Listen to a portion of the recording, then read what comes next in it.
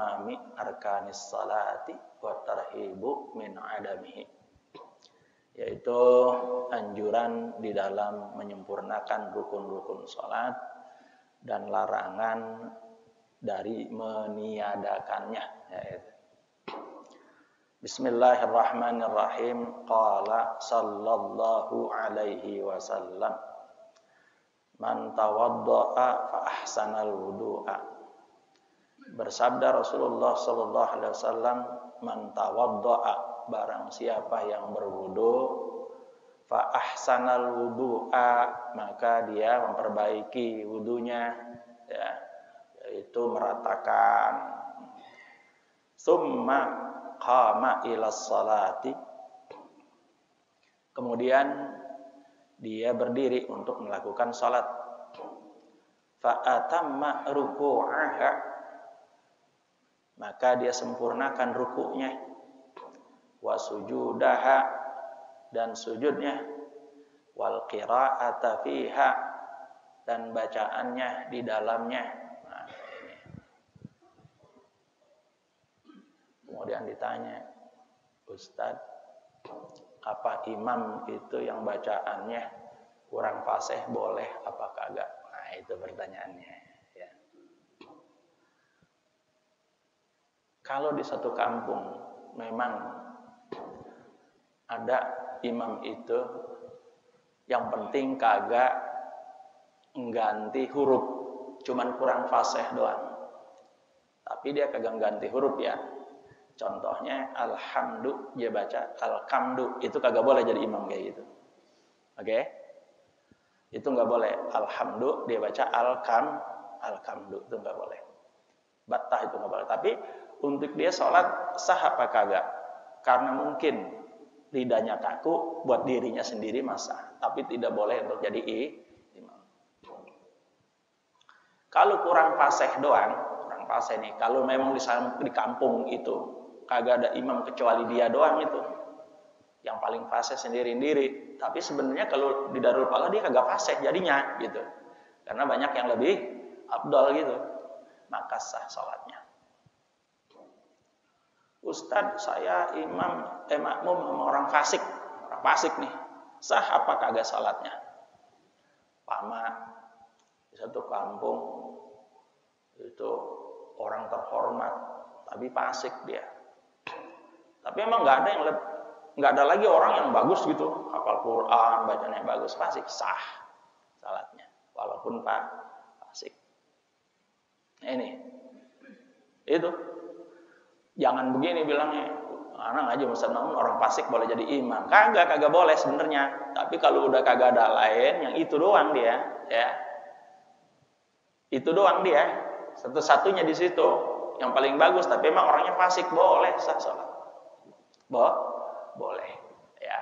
Tapi jangan bilang ngaji Ustaz namun orang fasik boleh jadi imam, nggak boleh, ya. Tetap saya mengatakan tidak boleh. Hanya saja kalau sudah ketiadaan menjadi boleh dia jadi imam. Sah apa kagak? Kita fasih bacaan kita, tapi karena itu kita mampir di satu masjid dan memang itu masjidnya kayak gitu, kita orang pendatang kan, artinya lagi di perjalanan mampir doang. Bacaannya gitu, terusin sholatnya, jangan bilang Pak saya aja yang jadi imam, kagak pantas gitu, ya. Saya pernah di Jawa itu, Allah mahdina fiman hada, ada nomornya gitu, Allah mahdina fiman hada, afina fiman hada. Pokoknya bukan afina, jadi antara afina dan afino gitu. Sah apa kagak salat ya? Sah. Jangan lantas gini ngomong ke depan, Pak saya mau sholat ngulangin lagi dah. Saya kagak hati saya kurang seret deh. Ayo kita sholat lagi. Nggak boleh, Pak. Nggak boleh. Kita kan bukan sahibul bait ya. Makanya kalau ada sahibul bait yang lebih afdal, bukannya kita, ya. Dan itu cara kita menghormati orang juga dulu, ya. Karena hidup itu untuk saling hormat menghormati. Kalau ada orang kekurangannya, memang manusia nggak pernah ada sempurnanya. Nah, kita terusin. Wal qira'ata fiha qalatis salatu. Tuh, jadi katanya barang siapa yang menyempurnakan wudunya dengan sebaik-baiknya, Kalau dia wudhu sekali tapi rata, nggak boleh. Kalau nggak rata, ya marrotan. Tapi kalau di Madinah itu wudhu cuma sekali, Pak. Wudhu cuma sekali, nggak berkali-kali. Kalau belajar di Madinah itu nggak boleh katanya buang-buang air, karena memang di Saudi itu sulit air. Boleh, memang wajibnya sekali doang. Karena Rasulullah tawadda'a marratan. Tapi pernah juga marratain, dua kali rata. Tapi juga salasan. Nah, Imam Syafi'i ambil yang salasan untuk lebih sempurnanya lagi. Takut kagak sempurna, boleh. Arba'an boleh kagak. Dan nyampenya maksimalnya salasan. Karena apa? Ya itu untuk penggunaan airnya juga dikit, Pak. Nggak main gerojogun penuh, nggak. Air kerannya diputar dikit aja. Yang penting bisa mengguyur kita punya tangan, anggota-anggota tubuh. Nggak usah banyak-banyak, karena itu menjadi tabzir nanti. Gitu. Nah, kemudian dia sempurnakan apa wudhunya, terus didirikan sholat. Sempurna rukunya, sempurna sujudnya. Gimana sempurna sujudnya? Baca aja 3 kali. Subhana rabbiyal a'la wa bihamdi. Subhana rabbiyal a'la wa bihamdi. Subhana rabbiyal a'la wa bihamdi. Kalau jadi imam tambahin 5 kali dah. Subhana rabbiyal a'la wa bihamdi. Subhana rabbiyal a'la wa bihamdi. Karena di belakang ada orang tua yang gerakannya agak lambat. Dia baru subhana rabbiyal a'la wa bihamdi udah langsung naik, kata dia. Ini imamnya cepet amat. Untuk menghindari itu, maka boleh imam membaca 5 kali, 7 kali. Ya, itu boleh. Untuk menghindari yang di belakang yang gerakannya agak lambat. Jadi seandainya dibaca udah 3 kali, itu sudah mencukupi itu maknanya. Kalau sekali bagaimana Ustaz? Cukup juga. Subhana rabbiyal a'la wa bihamdi. Salat sendiri nih, pengen. Karena apa itu salat naik kereta, naik apa itu cepat aja subhana rabbiyal a'la bihamdi. Atau langsung Allahu akbar. Bismillahirrahmanirrahim. Alhamdulillahi rabbil alamin arrahmanir rahim. Ya, setelah itu Allahu akbar. Karena takut ketinggalan keretanya, tinggalan salatnya membaca Fatihah doang, sah salatnya. Kalau lagi terburu-buru, ya. Sah salatnya kalau lagi terburu-buru. Nah, itu makanya kita juga melihat melaksanakan sholat itu, sholatnya gak usah tumanina sudah. Ya, hanya saja ini sholat buat orang yang lagi terburu-buru, takut ketinggalan keretanya gitu. Sah sholat itu. Nah, jadi kalau udah sempurna sujudnya, rukunya, qalatis sholatu. Berkata tuh, sholat itu berkata, hafizakallahu, semoga Allah menjaga Anda. Nah, itu sholatnya ngomong begitu lah. Kama hafidtani, sebagaimana engkau menjagaku, itu katanya. Tsumma su'ida biha ila sama, kemudian diangkat, ditaikkan dengan sholat itu ila sama. Kemana? Ke langit. Walaha dau'un wa nurun, dan sholat itu bercahaya. Oh gitu. Wa futihat laha abwabus sama, setelah naik ke langit bersinar-sinar itu sholat, kemudian dibukakan bagi sholat itu pintu-pintu langit. Hatta yuntaha biha ilallah, sehingga sampai itu ketujuannya salat, dengan salat itu ilallah, yaitu kehadapan Allah Subhanahu wa taala. Fatashfa'u li sahibiha, maka salat itu memberi syafaat buat orang yang melakukannya. Di antaranya yang udah pasti memberi syafaat buat kita nanti sholat. Makanya beruntung orang yang sholat itu, ya. Nanti dibela sama sholatnya, dapat syafaat. Banyak selawat, dapat syafaat dari Rasulullah Sallallahu Alaihi Wasallam. Banyak baca Quran, dapat syafaat dari Al-Quran. Kalau banyak yang beri syafaat gitu, insya Allah temennya orang soleh. Mayoritas teman-temannya itu orang soleh. Orang soleh pun akan mendapat izin dari Allah memberikan syafaatnya.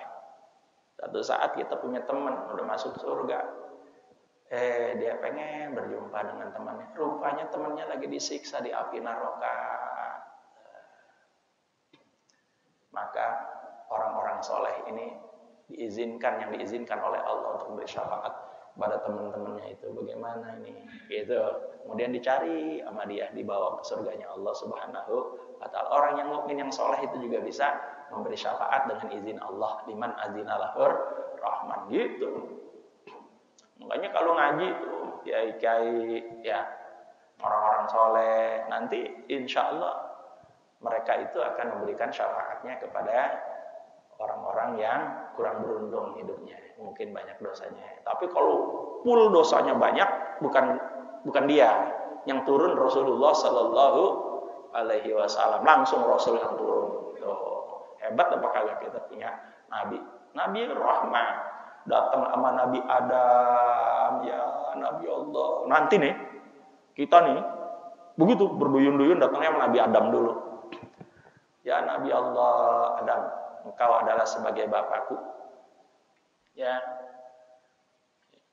Kemudian kata Nabi Adam, apa yang kamu mau? Berilah kami syafaat, wahai ayah kami. Beri syafaat. Emang kenapa? Ya ini kami dalam keadaan luar biasa, membutuhkan syafaatmu. Kata Nabi Adam, enggak, bukan hak saya untuk beri syafaat buat anda ini. Wong saya juga lagi mikirin dosa saya, padahal udah diampunin. Dulu gara-gara makan buah huldi di surganya Allah, saya tergoda sama iblis. Kemudian saya diturunin ke bumi, terus saya lagi mikirin tuh. Nabi Adam dosanya satu, dia mikirin sampai kayak hari kiamat. Kita dosa kita jeprak, kagak ada yang kita pikirin, ketawa mulu kerjaan kita, bener apa kagak? Nah itu Nabi Adam tuh. Kalau gitu udah pergi. Ya. Disuruh pergi itu. Nabi Musa juga lagi mikirin dulu, anak pernah berdoa buat siapa? Fir'aun, supaya dia hancur gitu ya. 40 tahun doanya Nabi Musa digobol itu. Kata Nabi Musa, enggak, saya juga ini lagi mikirin nasib saya dah. Kayaknya bukan hak saya. Ini ada di Riyadhus Shalihin, ya, hadis sahih. Kemudian mereka pergi di ketebelceng Nabi Ibrahim. Nabi Ibrahim juga lagi mikirin. Nabi Ibrahim pernah berbohong, tapi bohongnya benar. Itu saja masih dipikirin dia. Termasuk Nabi Musa juga begitu, benar dia. Tapi masih dipikirin. Nabi Ibrahim pernah berbohong 3. Berbohong 3 panjang nih kalau saya ceritain. Kalau mau baca nanti di bukunya itu ada behind the story, ya, refleksi atas kisah-kisah hikmah. Itu bukunya sudah ada di percetakan, tapi belum saya ambil. Nanti dibagiin di sini. Ya, setiap buku itu 50.000. Ada apanya? Ada infaknya buat pondoknya. Saya pikir 10.000, yang masuk ke saya 40.000 aja. Ya, itu behind the story itu kalau Bapak baca, insya Allah dari semua kitab, 40 kitab saya tulis di situ. Saya nukil di situ, kemudian refleksinya. Yang model-model kayak gini ada di buku itu. Ya, insya Allah nambah wawasan, berkah dunia akhirat. Saya ngajar itu supaya kagak lopos ilmunya, makanya saya tulis untuk dibaca supaya kita, oh iya, ada tulisannya. Al ilmu sayyidun wal kitabatu qaiduhu sayyid. Nah, sayyid suyidak bil hibadil wasiqah. Faminal hamaqati antasida gazalatan wa tatrukuha bainal khalaiqi taliqatan. Al ilmu saidun, ilmu itu bagaikan said, buruan. Kalau udah dapat buruan di hutan diikat. Mentang-mentang tuh kijang udah kita tembak kakinya, kita taruh aja, dia lari lagi. Ya, diikat. Bagaimana ngikatnya? Dengan tulisan kalau ilmu, supaya nanti suatu saat lupa itu ada bacaannya, ada referensinya. Oh iya di sini nih kitabnya Ustaz Ma'mun nih, 40 kisah gitu. Ya, doain lagi Pak. Saya lagi nulis buku 3 nih. Zadul Muttaqin fi Tahqiqil Yakin. Ini saya minta doa. Pentashihnya Syekh Ala, gurunya Ustadz Fikri di Mesir. Saya belum pernah ketemu sama orangnya. Beneran, belum pernah jumpa. Tapi kemarin udah ada salam-salam. Bahkan ada ijazah dari beliau melalui orang lain. Ketemunya juga belum sama beliau. Tapi begitu luar biasanya beliau takzimnya kepada orang-orang di Indonesia. Terutama khadimul ilmi. Orang yang menghadimkan itu yaitu dia melakukan pengajaran-pengajaran. Khadimul ilmi. Khadim, pembantunya ilmu. Gitu. Ya, kalau saya pikir pernah belajar, pernah talaki sama beliau. Saya belum pernah talaki. Ini alhamdulillah. Apa namanya al-adab al-islamiyah. Tuh, kita tasawuf. Bagaimana kita tasawuf?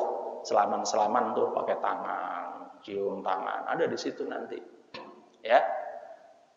Jadi begitu Pak, kita tulis tuh buat murid-murid kita supaya jangan pergi kitanya mati ada peninggalannya dibaca sama dia, insya Allah menjadi amal jariyah begitu ya. Nah kemudian tuh kita teruskan nih, setelah menyala-nyala bersinar begitu sampai ke hadapan Allah, maka menjadi pemberi syafaat nanti salat ini sama diri kita bakalan beri syafaat. Wa idza lam yutimma,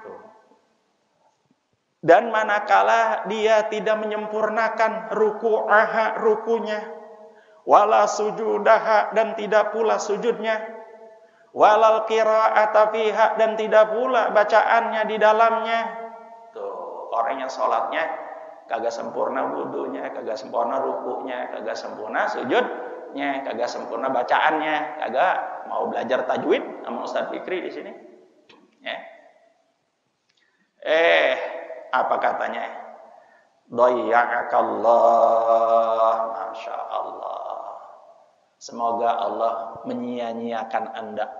Karena dia menyia-nyiakan sholat. Apa kata sholat? Dhayya'akallah. Semoga Allah yaitu menyia-nyiakan kamu. Kama dhayya'tani, sebagaimana kamu menyia-nyiakan saya. Sholatnya kayak kebok ya. Itu sholat tarawih kok cepet bener 5 menit 20 rakaat. Jangan diikutin Pak.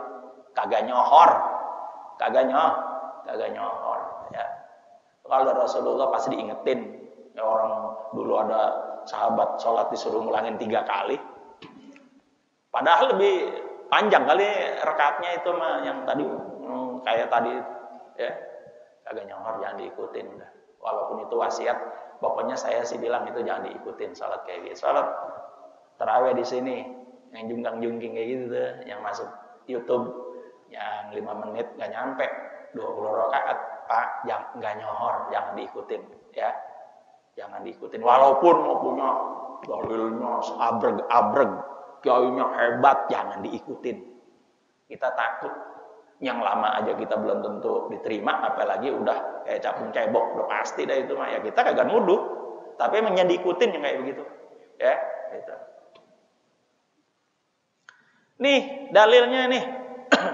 Jadi katanya summa su'ida biha ila sama, kemudian naik tuh ke langit, wa 'alaiha zulmatun. Jadi kalau tadi sholat menjadi terang, menjadi cahaya, ini enggak. Di atas sholat itu tidak ada pemandangan sama sekali, ada kegelapan. Zulmah, kegelapan. Masya Allah. Gelap. Fa'uglikot dunaha. Kemudian ditutup semuanya tuh. Ya. Ditutup. Pintu-pintu langit ditutup. Kagak ada tempat untuk masuk. Tuh. Kenapa? Sholatnya selebor. Sholatnya selebor. Bismillahirrahmanirrahim. Alhamdulillahirrahmanirrahim. Kalau dia emang bawaannya dari sejak kecil udah kagak bisa diperbaiki, sah buat dia. Tapi enggak sah jadi imam, karena ini udah enggak, ini menukar udah ya. Kalau masih kurang-kurang dikit enggak apa-apa, tapi enggak nukar ya. Ini udah menukar nih. Kemudian fa'uglikot dunaha, abwabus sama, pintu-pintu lah langit. Summa tulafu, kemudian dilepit. Terus sholat dilepit. Kama yulafus saubu al khalaqa, sebagaimana kama yulafus saubu al khalaqu. Al khalaq itu artinya yang usang. Maka katanya baju yang usang bagaikan baju yang usang dilepit, baju yang uplek dilepit.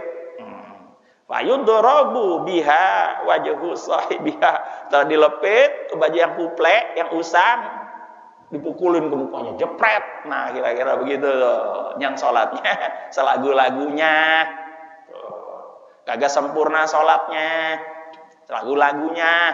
Maka ibarat pakaian bekas yang udah usang kuplek, dibuntel-buntel, dilepit-lepit, kemudian digeprakin ke mukanya. Wa yudrabu biha wajhu sahibiha wa qala sallallahu alaihi wasallam. Sampai sini dulu. Nah, itu Pak. Makanya kita ini kalau ruku itu disempurnain, sujud disempurnain. Kenapa? Kalau kata orang dulu, sujudnya rukunya yang beneran. Ya, sujudnya yang benar. Kata orang tua dulu mah benar. Ini dia ngaji ini masalahnya. Nih ngaji ini kitabnya. Orang dulu mah biar tua-tua juga kalau sholat mah dia memperhatiin. Nggak ada orang dulu sholatnya banyak. Pokoknya cakapan orang dulu dah kalau untuk sholat mah ibadahnya dibimbing benar sama kiai-kiai itu. Maka katanya begini, An Abdullah bin Umar radhiyallahu anhu qala Rasulullah sallallahu alaihi wasallam, Innal abda idza qama yusalli ati bi dzunubihi fawudi'at ala ra'sihi aw atiqaihi fa kullama raka'a aw sajada tasaqatat anhu. Ini hadis diriwayatkan oleh Ibnu Hibban pada nomor 1734. Hadis ini juga diriwayatkan oleh At-Tabrani fil Awsat pada nomor 7314 ya. Kemudian diriwayatkan oleh Al-Mawardi fis Shalah dalam bab salat pada nomor 294. Al-Bagawi juga itu pada nomor 656. Dan begitu juga Al-Albani pada nomor 1398. Banyak yang ngeriwayatin ini hadis. Oke? Kemudian wa isnaduhu wa hadza isnadun sahih. Rijaluhu kulluhum thiqat. Inilah sanadnya, isnadnya sahih. Dan rijalnya orang-orang yang bawa hadis ini kulluhum thiqat, dapat dipercaya. Apa katanya? Dari Abdullah bin Umar radhiyallahu anhuma qala, berkata ia, qala Rasulullah sallallahu alaihi wasallam, bersabda Rasulullah sallallahu alaihi wasallam, innal abda, sesungguhnya seorang hamba, idza qama yusalli, manakala dia diri untuk salat, ati bidzunubi, didatengin tuh dosa-dosanya yang tadi tuh. Ya, ntar nih habis salat subuh kita buat dosa. Ntar ketika zuhur kita berdiri, dosa-dosa kita itu di mana? Didatengin. Semuanya dihadirkan. Itu. Ati bidzunubihi, didatangkan itu dosa-dosanya. Faudiat ala ra'sihi, sebagian ditaruh di atas kepalanya dosa-dosanya. Nah. Au atiqaihi, atau ditaruh di atas kedua bahunya. Sengaja. Jadi didatangkan oleh Allah melalui malaikatnya, dosa-dosanya dihadirkan tuh di atas kepalanya dan di atas pundaknya tadi. Fakullama raka'a, manakala dia ruku, tuh, au sajada, atau sujud, tasaqatat anhu, berjatuhan dosa-dosa itu darinya. Ternyata kita lagi ruku, itu berguguran dosa-dosa kita. Kita sujud, berguguran dosa-dosa kita. Makanya sujudnya sempurnain, rukunya sempurnain. Biar turun semuanya tuh dosa-dosanya. Begitu, hadis ini hadis sahih. Oke? Jadi di situ keluarnya dosa-dosa ketika sholat itu, ketika ruku berjatuhan dosa-dosa kita, ketika sujud berjatuhan dosa-dosa kita. Makanya ketika sujud dalam wasaya Rasulullah Sallallahu Alaihi Wasallam yang diajarin Sadarwani itu, saya dengar kalau nggak salah beliau baca kitab tuh wasaya Rasulullah Sallallahu Alaihi Wasallam dari rumah kedengeran. Itu diantara doa yang ketika kita sujud dianjurkan oleh Rasulullah, terutama sujud akhir, mau sholat wajib kayak mau sholat sunnah, saya selalu baca biasanya itu Rabbi inni zalamtu nafsi faghfir li dzambi fa innahu la yaghfiru dzunuba illa anta. Rabbi inni, Tuhanku, inni zalamtu, sesungguhnya aku telah menzalimi diriku. Inni zalamtu, aku berbuat zalim. Zalamtu nafsi, menzalimi diriku. Faghfir li dzambi, ampunin dosa-dosaku. Ya, Rabbi inni zalamtu nafsi faghfir li Rabbi inni zalamtu nafsi faghfir li dzambi, ampun dosa-dosaku. Fa innahu la yaghfiru dzunuba illa anta. Tidak ada yang ampunin dosa kecuali Engkau. Itu berguguran, udah sujud, doanya itu berguguran.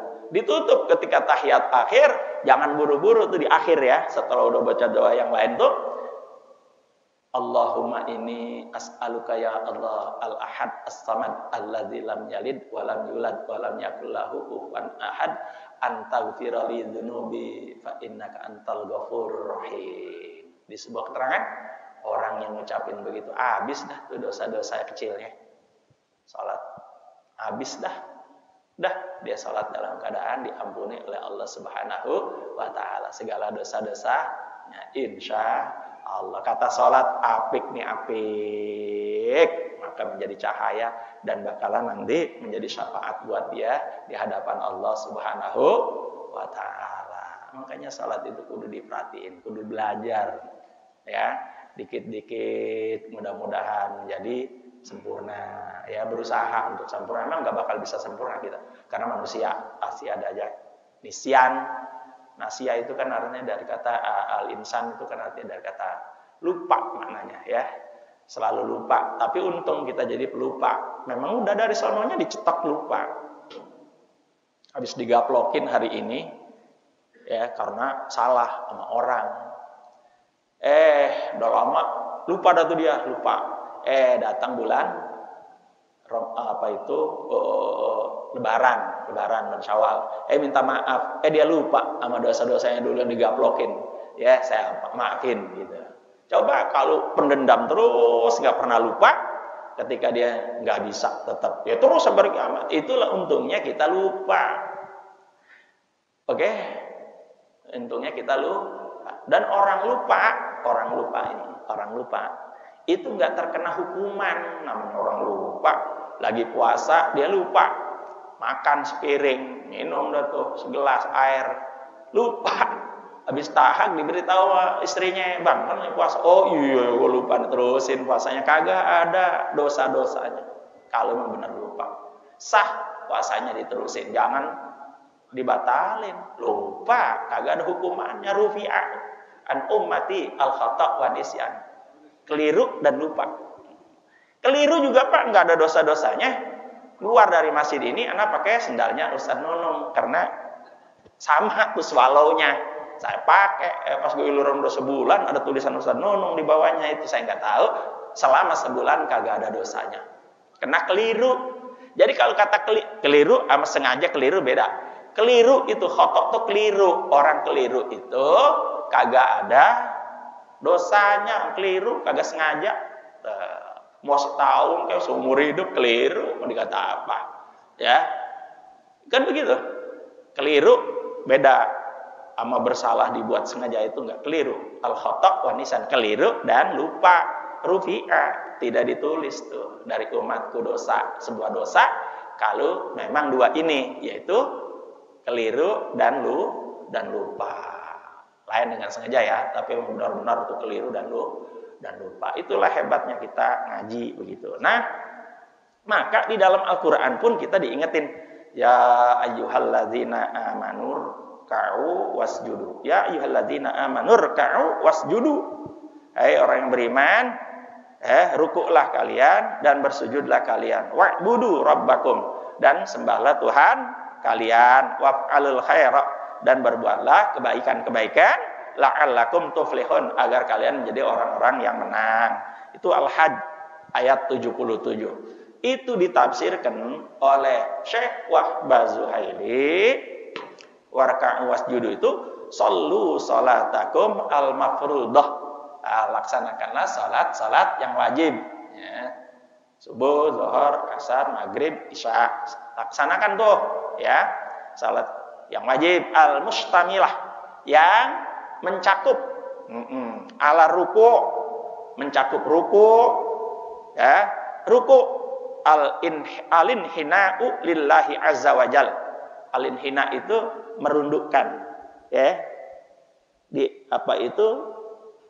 dia ruku, merundukkan kepalanya dan meluruskan badannya begitu, kayak letter L gitu, di hadapan Allah Subhanahu wa taala. Al-inhina'u itu begitu, ya, merundukkan di hadapan Allah Subhanahu wa taala. Ketika lagi merundukkan tadi, kata Nabi, itulah bergugurannya dosa-dosa di hadapan Allah Subhanahu wa taala. Kemudian wasujud ala ruku'i wasujudi al-khudu'. Sujud itu al-khudu', tunduk. Bi asyrafi ajzail insan, dengan anggota yang paling kita cintain, paling mulia. Ini pala paling mulia. Emang apa ketika sujud ditaruh di atas tanah itu sama kaki? Luruskan sama telapak kaki kita, kelihatannya kita memang di hadapan Allah itu zalil. Zalil itu hina. Apa? Hina. Buktinya jidat kita yang paling terhormat di atas, dihormatin orang, yang nggak boleh dikeplak, nggak boleh ditoyor, kan gitu. Selalu dijaga ini wajah. Di antara kita manusia ini, kalau ditabok jangan main-main, bisa dibunuh ente. Tapi giliran di hadapan Allah nih, wajah yang begitu terhormat disamakan rata sama telapak kakinya.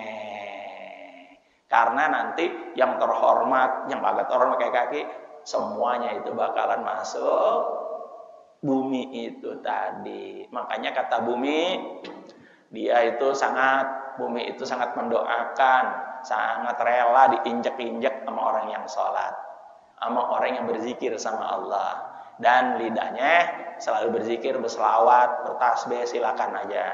Itu ridho kepada orang kayak begitu. Tapi kalau orangnya sholatnya kagak, ngedrak mulu, mainnya ke kafe, main perempuan mulu, kata bumi, mau mampus lu, ntar gua jepit kalau mati, kata bumi begitu.